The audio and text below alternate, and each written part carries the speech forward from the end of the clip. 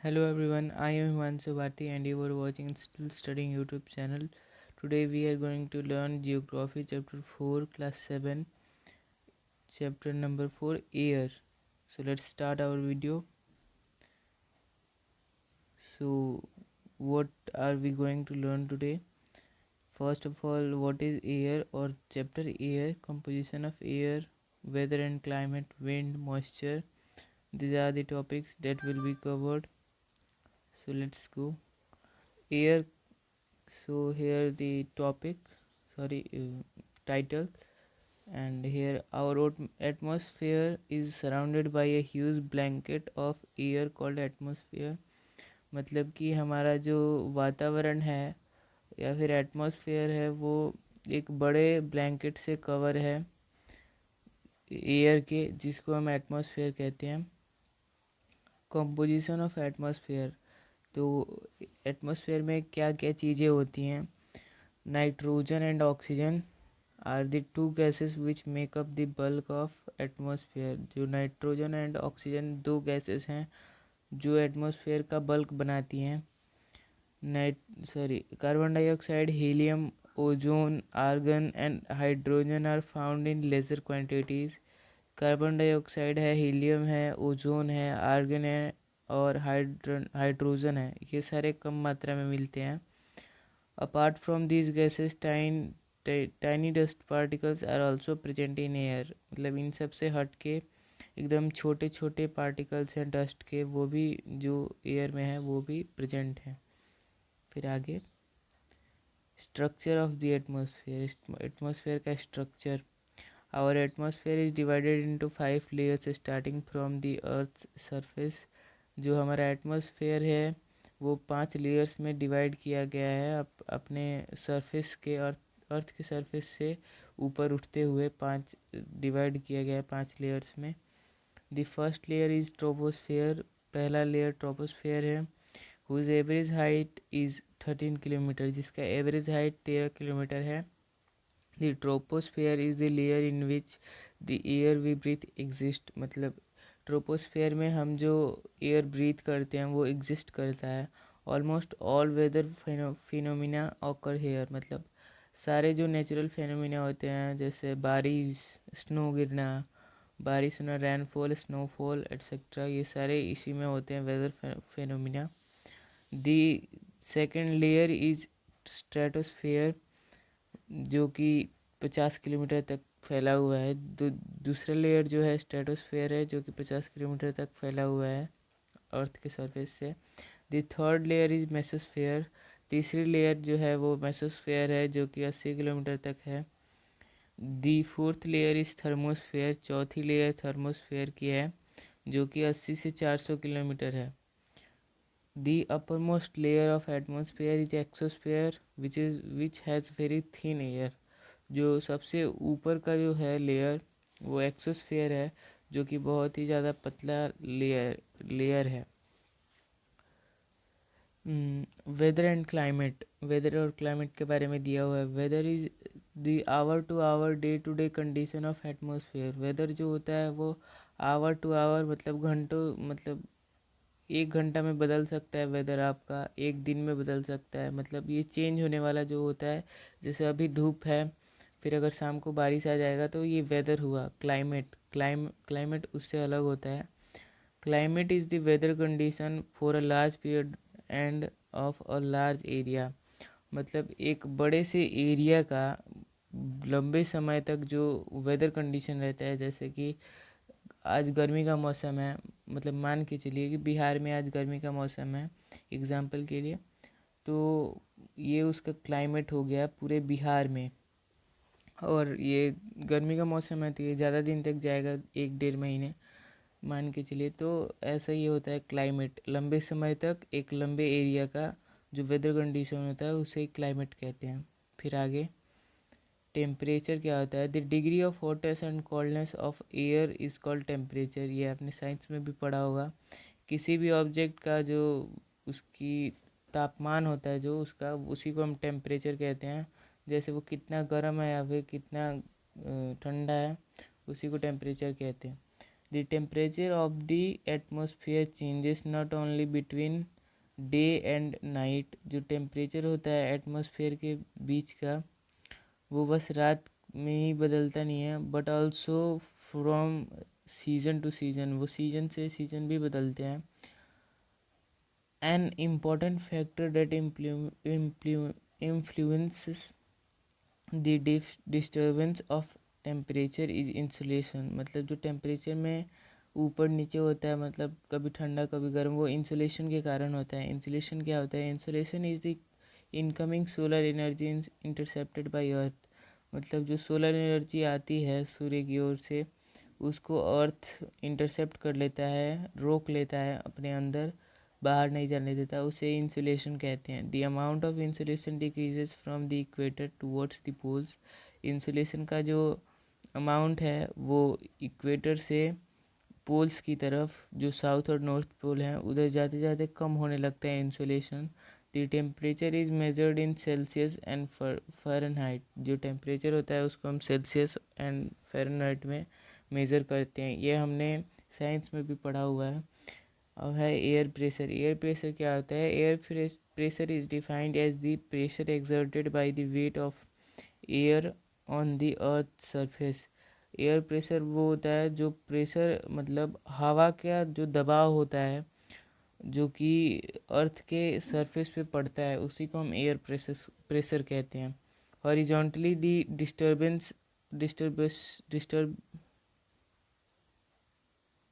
Of air, sorry mic problem कर रहा है। Horizontally the disturbance of air pressure is influenced by the temperature of air that at a given place. जो air pressure का जो disturbance है horizontally, वो temperature of the air, यानी कि एयर प्रेशर को, एयर प्रेशर जो होता है वो एयर के टेम्परेचर, मतलब उन दोनों में थोड़ा सा डिफरेंस होता है eight a given place in areas having a lower temperature. मतलब कहीं पे डिफरेंस नहीं होता है, उनमें सिमिलैरिटीज़ होती हैं एक हद तक। देखिए अभी आगे, in areas having lower temperature, मतलब कहीं पे लोअर टेम्परेचर है। द एयर इज़ कोल्ड, वहाँ का हवा थोड़ा ठंडा है। The air always moves from high pressure to low pressure areas यहाँ पे लिखा नहीं है, लेकिन जो अगर कहीं का तापमान कम है तो वहाँ की हवा जो है वो हल्की होती है। वो ऊपर सॉरी, वो जो तापमान उसका कम है तो वो हवा वो ठंडा होता है। तो वो हवा होता है जो ठंडा, उसका दबाव ज़्यादा होता है। जहाँ पे गर्मी होती है वहाँ पे दबाव ज़्यादा नहीं होता, मतलब एयर प्रेशर ज़्यादा नहीं होता है। The air always move from high pressure to low pressure area. जो हवा होता है वो हाई प्रेशर से लो प्रेशर एरिया की तरफ मूव करता है। अब है wind. The movement of air from high pressure areas to low pressure areas is called wind. मतलब जो हवा का मूवमेंट होता है हाई प्रेशर से लो प्रेशर एरिया की ओर, उसी को हम विंड कहते हैं। Wind can be broadly divided into three types: permanent winds, seasonal winds and local winds. Winds को हम तीन भाग में बांट सकते हैं: permanent winds, seasonal winds, local winds. तो परमानेंट विंड्स क्या होते हैं? मतलब किसी भी एरिया का जो हवा चलती है वो एक ही दिशा में, एक ही डायरेक्शन में ज़्यादा समय तक चल रहा है तो उसको हम परमानेंट विंड कहते हैं। और सीजनल विंड्स जो कि हर सीजन में बदलते रहता है, उसको सीजनल विंड्स कहते हैं। और लोकल विंड यानी कि कभी शाम को ठंडी लगने लगी और फिर से रात होते होते फिर गर्म होने लगा मौसम, उसी को कहते हैं लोकल विंड। मतलब लोकल विंड चेंज होते रहता है, कभी भी कुछ भी चेंज, मतलब कभी भी उसका जो होता है ना, उसका कंफर्म नहीं होता कि कब कैसा रहेगा लोकल विंड का। फिर है on 25th October 1999 a cyclonic wind originated as depression and affected Odisha, killing thousands of people। एक बार 25 दिसंबर 1999 में साइक्लोन आया था उड़ीसा में, जिसमें हज़ारों लोग मारे गए थे। ये था आपके बुक में दिया है, पूरे फुल एक्सप्लेन किया गया आपके बुक में। इस यहाँ पे शॉर्ट फॉर्म में लिख दिया गया। मॉइस्चर के बारे में है आगे। When water evaporates from land and other water bodies it becomes water vapour.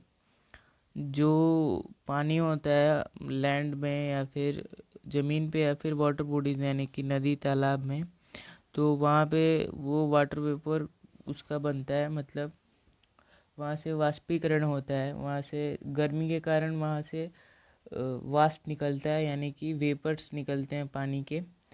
Moisture in air at any time is known as humidity. Humidity के बारे में मैंने और भी सारे वीडियोस में मैंने ह्यूमिडिटी के बारे में थोड़ा थोड़ा बताया है, इसमें एक्सप्लेन किया हुआ है पूरा। The water vapour rises it starts cooling. जब वाटर वेपर बनता है तो वो ठंडा होना शुरू हो जाता है। The water vapour condenses causing the formation of droplets of water. जब ये जो वाटर वेपर होता है जब वो कंडेंस होता है यानी कि जब वो वाटर वेपर का जो फॉर्मेशन होता है पानी में कन्वर्ट होने का, उसी को हम कंडेंसेशन कहते हैं। जब ये कंडेंस होता है वाटर वेपर तो ड्रॉपलेट्स बनते हैं पानी के। When these droplets of water become too heavy to float in the air.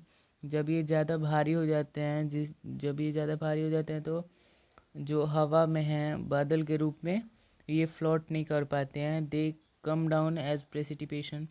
वो नीचे बारिश या फिर स्नो या फिर फॉग, यानी फॉग मतलब होता है कोहरा, उन सब चीज़ों के उन सब के मतलब रूप में नीचे आते हैं।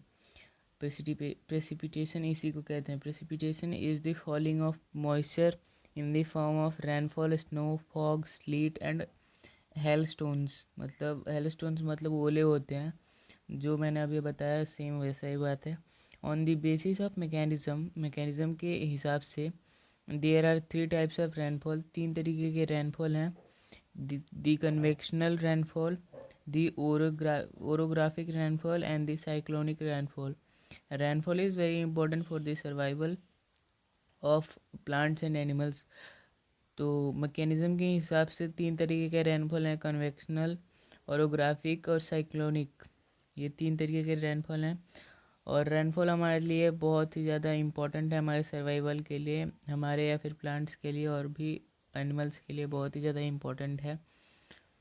अब आगे, the atmosphere is the thin blanket of air that surrounds the earth. मतलब जो एटमॉस्फेयर होता है वो बहुत ही ज़्यादा पतला लेयर होता है जो कि अर्थ के सराउंड यानी कि अर्थ के चारों तरफ रहता है। It protects us from the harmful rays of the sun. ये हमें सन के हार्मफुल रेज यानी यूवी रेज से बचाता है। It consist of the main nitrogen 78% and the oxygen 21%। इसमें जो मेन गैसेस होते हैं ऑक्सीजन और नाइट्रोजन जो कि इसका बल्क बनाते हैं, तो इसमें नाइट्रोजन 78% होता है और ऑक्सीजन 21%, बाकी का 1% बाकी सारे गैसेस होते हैं। Carbon dioxide, helium, ozone, argon and hydrogen are found in lesser quantities. ये सारे गैसेस कम मात्रा में मिलते हैं। Nitrogen is very important for plants. Nitrogen जो होता है वो प्लांट्स के लिए बहुत ही ज़्यादा इंपॉर्टेंट होता है। Their survival depends on this gas. मतलब उनकी जो जीवन है वो इसी पे डिपेंड होता है, नाइट्रोजन पे, प्लांट्स का जीवन। Oxygen is essential for human. मतलब ऑक्सीजन जो होता है ह्यूमंस और एनिमल्स के लिए बहुत ही ज़्यादा ज़रूरी होता है। They breathe in oxygen produced by green plants during photosynthesis. जो एनिमल्स या फिर ह्यूमंस होते हैं वो ऑक्सीजन को ब्रीथ करते हैं जो कि प्लांट्स के द्वारा निकलता है फोटोसिंथेसिस के प्रोसेस के बाद। Green plants take in carbon dioxide which is release by humans and animals. तो जो कार्बन डाइऑक्साइड इंसान या फिर एनिमल्स रिलीज़ करते हैं वो ग्रीन प्लांट्स ले लेते हैं अपने खाना बनाने यानी कि फोटोसिंथेसिस के लिए। Thus there is a mutual relation between the plants and the humans और एनिमल्स। इसीलिए रिलेशन है प्लांट्स और ह्यूमन या फिर एनिमल्स के बीच में। Hence we should protect plants and trees for our benefit. इसीलिए हमें प्लांट्स को और ट्रीज़ को बचाना चाहिए हमारी फ़ायदा के लिए, हमारे फ़ायदे के लिए। The atmosphere is divided into 5 layers starting from the earth surface. जो एटमॉस्फेयर है उसको 5 भागों में बांटा गया है अर्थ के सरफेस से, ट्रोपोस्फेयर, स्ट्रेटोस्फेयर, मेसोस्फेयर, थर्मोस्फेयर। ये हम लोग रिकॉल कर रहे हैं, हमने जो भी अभी पढ़ा है। इन सारे 5 लेयर्स में बांटा गया है, troposphere, stratosphere, mesosphere, thermosphere, exosphere. The troposphere is the layer in which the air we breathe exist. जो ट्रोपोस्फेयर होता है उसमें जो हम हवा हम लेते हैं वो एग्जिस्ट करता है, और सारे वेदर के फिनोमिना इसी में होते हैं। The stratosphere contains a layer of ozone gas. इसमें ओजोन गैस होता है स्ट्रेटोस्फेयर में। और the mesosphere extend up to the height of 80 kilometers. जो मेसोस्फेयर होता है उसका हाइट 80 किलोमीटर होता है। और meteors burn up in this layer on entering from this space. जो मेट्योर्स होते हैं जो कि स्पेस से आते हैं वो इसमें आते आते जलना शुरू हो जाते हैं। Thermosphere helps in radio transmission. जो थर्मोस्फेयर होता है उसमें रेडियो ट्रांसमिशन होता है। Exosphere is the uppermost layer where the air is very thin. जो एक्सोस्फेयर होता है वो सबसे लास्ट का लेयर होता है, और यहाँ पे जाते जाते हवा बहुत कम हो जाती है। अब आगे, weather is our to day condition of atmosphere. जो वेदर होता है वो घंटों से घंटा बदलते रहता है, दिन में दिन मतलब बदलते रहता है दिन से दिन। और क्लाइमेट क्या होता है? Climate is the average weather condition of a place for a longer period of time. Climate किसी बड़ी जगह का, बड़ी एरिया का लंबे समय तक रहने वाला वेदर कंडीशन होता है। The temperature of the atmosphere remains changing. जो टेम्परेचर होता है एटमॉस्फेयर का वो बदलते रहता है। द डिग्री ऑफ हॉटनेस और and coldness of air is known as temperature. यानी कि जो डिग्री होता है, मतलब कोई भी ऑब्जेक्ट या फिर जो एयर है वो गर्म है या फिर ठंडा है, तो उसी को हम टेम्परेचर कहते हैं। Insolation is an important factor that influences the disturbance of temperature. Insolation एक इम्पॉर्टेंट फैक्टर है जिससे टेम्परेचर का जो कम ज़्यादा होने का जो प्रोसेस है वो होता है। The amount of insolation decreases from equator towards the poles. जो इंसुलेशन का अमाउंट है वो पोल्स की तरफ जाते जाते कम होने लगता है। Therefore the temperature decreases in the same way. इसीलिए जो टेम्परेचर होता है वो इस तरीके से कम होता है। Air above us presses us from all directions with a great force on our body, and our body exerts a counter pressure। मतलब कि जो एयर है वो चारों तरफ से, ऑल डायरेक्शन से, मतलब चारों तरफ से हमारे ऊपर प्रेशर डाल रहा है हमारे बॉडी के ऊपर, और हमारा बॉडी भी एक काउंटर प्रेशर रिलीज कर रहा है। Air pressure is the pressure exerted by the weight of air on the earth surface. Air pressure क्या होता है? मतलब एयर का जो प्रेशर होता है, हवा का जो दबाव होता है अर्थ के सरफेस पे, दबाव जो पड़ता है हवा का, उसी को एयर प्रेशर कहते हैं। As we go up the layers of atmosphere.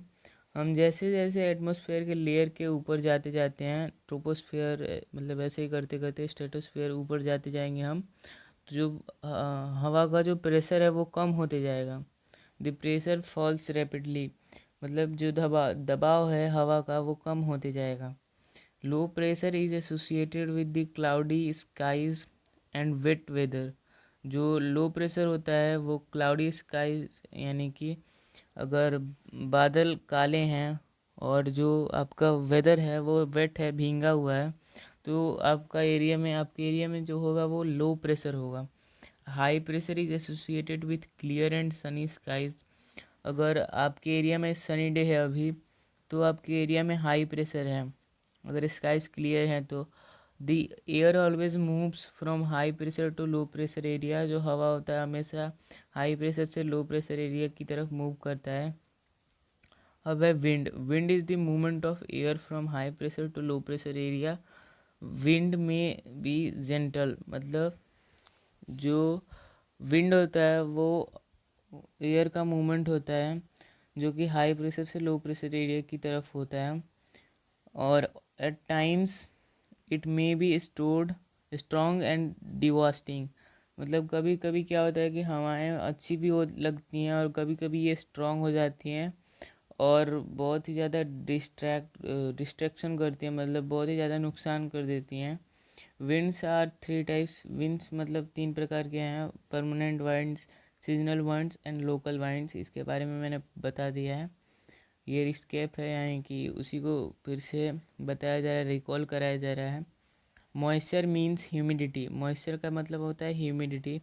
A humid day is one when the air is fall of the water vapour. मतलब ह्यूमिड डे वो दिन होता है जिसमें एयर में ज़्यादा वाटर वेपर होता है। और ह्यूमिड डे के दिन में, मतलब जब ह्यूमिड डे है तब clothes take longer to dry and sweat from our body does not evaporate easily. जो कपड़ा होता है वो जल्दी सूखता नहीं है ह्यूमिड डे में, और जो हमारे शरीर से पसीना निकलता है वो भी इवापोरेट जल्दी नहीं होता, वो भी चिपचिपा सा रहता है ज़्यादा देर तक। Clouds are masses of water droplets. जो क्लाउड्स होते हैं वो ड्रॉपलेट्स के मास होते हैं। When these droplets of water become very heavy, they become down as precipitation। जो क्लाउड्स होते हैं वो वाटर ड्रॉपलेट्स के मास होते हैं, और ये जब ज़्यादा भारी हो जाते हैं तो प्रेसिपिटेशन के माध्यम से नीचे आते हैं। Precipitation that comes down to earth in liquid form is called rain. मतलब प्रेसिपिटेशन का ही एक हिस्सा होता है, पार्ट होता है, जो जिसमें जो ऊपर से चीज़ें आती हैं वो लिक्विड के फॉर्म में आती हैं, जिसको हम रेन के नाम से जानते हैं। There are three types of rain on the basis of mechanism. Mechanism के हिसाब से तीन तरह के रैन होते हैं, बारिशें होती हैं, कन्वेक्शनल, ओरोग्राफिक और साइक्लोनिक। ये तीन तरीके के रैन्स होते हैं, रेनफॉल होते हैं। अब है आगे, तो यहाँ पे कुछ इम्पोर्टेंट नोट्स हैं जिसका आप स्क्रीनशॉट भी ले सकते हैं। तो इसको तो हमने डिस्कस कर लिया है, यहाँ पे आप ही के लिए नोट्स दिए हुए हैं, स्क्रीनशॉट लेना हो तो ले सकते हैं। तब तक के लिए, और यहीं पे वीडियो ख़त्म होता है, तब तक अगले वीडियो में फिर से आप मिलेंगे, तब तक के लिए बाय। और कोई भी गलती हो तो हमेशा की तरह कमेंट बॉक्स में आप मैसेज कर दीजिएगा या फिर डाल दीजिएगा कमेंट। ठीक है, नेक्स्ट वीडियो में मिलेंगे, बाय।